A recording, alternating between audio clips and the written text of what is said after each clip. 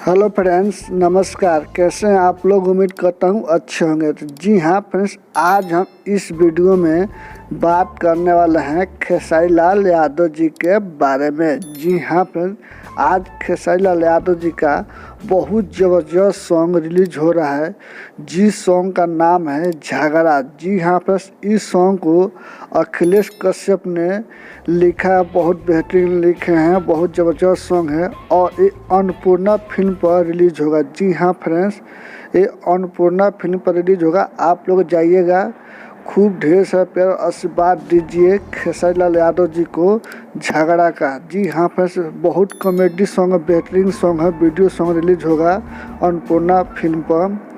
तो खेसारी लाल यादव जी का खूब ढेर सारा प्यार आशीर्वाद दीजिए और प्लीज़ मेरे चैनल को सब्सक्राइब कर लीजिए। हम आपके लिए ऐसा ही अपडेट लाते रहूँगा। आप वीडियो देख रहे हैं लेकिन सब्सक्राइब नहीं है, प्लीज़ सब्सक्राइब कर लीजिए।